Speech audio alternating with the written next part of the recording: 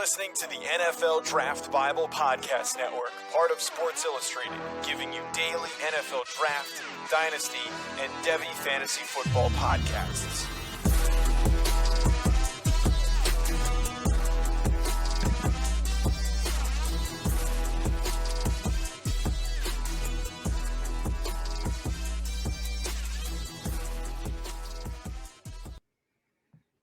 Class is in session. Welcome back to the Draft Seminar presented by Sports Illustrated's NFL Draft Bible Podcast Network.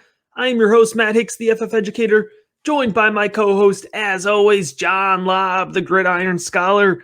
This episode is going to be our fantasy football rookie profile for Brevin Jordan, the sneaky value, as we're calling him, in your 2021 fantasy football rookie drafts. You could support our show by making sure to press subscribe, whether you're listening on Apple Podcasts, Spotify, or your favorite podcast provider, or pressing subscribe if you're watching on YouTube, leaving us that 5-star review and giving us a thumbs up on the video. John, I know you're excited to start digging into the tight end from Miami. Absolutely, my friend. The more I've watched Brevin Jordan within the last week, the more and more I've really come around to liking him and believing. You had mentioned this with me off the show before we came on. He might be a better value than Kyle Pitts. And I like Kyle Pitts, but Brevin Jordan is being underappreciated in fantasy drafts. I'm old enough to remember Miami has had a plethora of quality tight end prospects coming into the NFL. Jeremy Shockey, Kellen Winslow, Greg Olsen, and David Njoku, to name a few. And Brevin Jordan is the next great hurricane entering the NFL.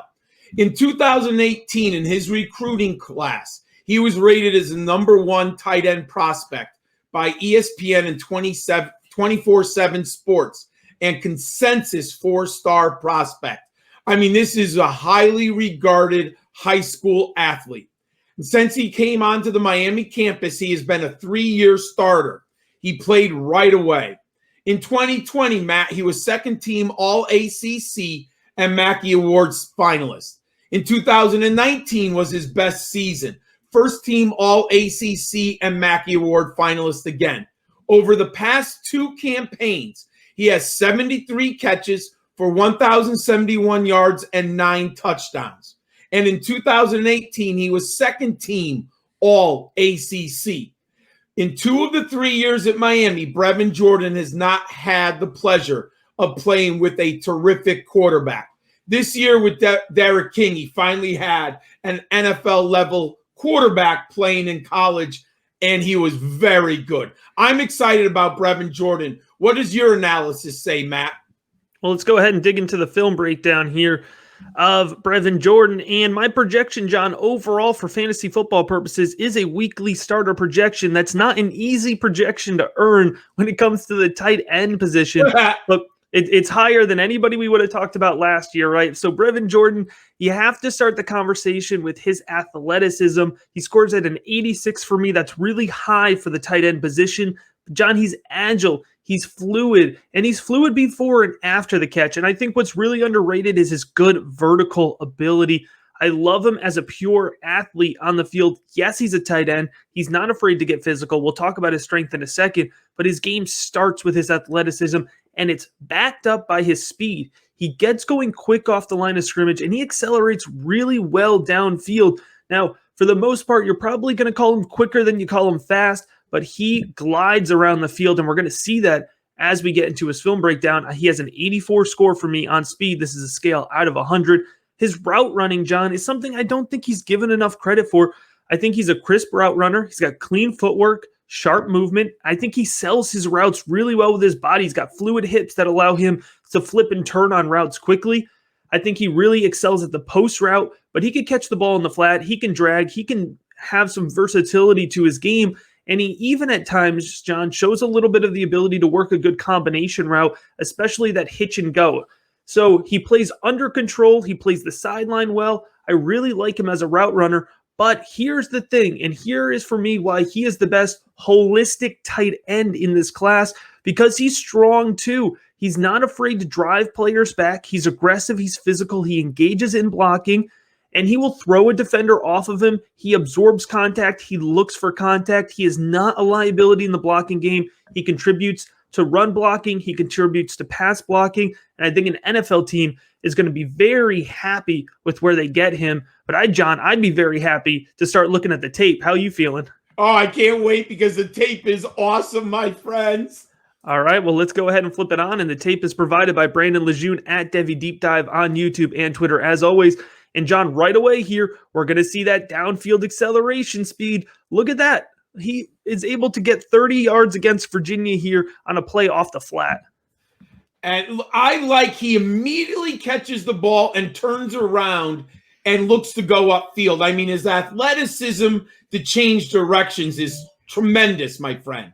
And look at it against Florida State here. He shakes two defenders in space. He has really great body control to be able to flip that large frame that easily here.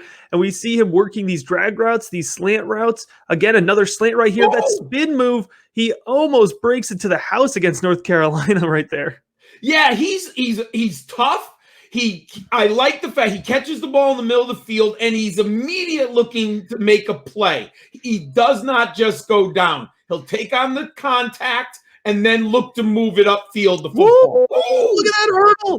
Look at that hurdle. He jumps up over, slow it down here. He jumps over that Louisville defender a full hurdle and extends into the end zone. What a great play there by Brevin Jordan. And another one against North Carolina. Look at him stay on his feet, John. Look at him fight for that extra contact. He's a tenacious football player. Absolutely. He brings a little swagger, which is a little bit the old school Miami Hurricanes. Oh, and look, he's dominating between the hash marks, Matt. And you want that in your tight end.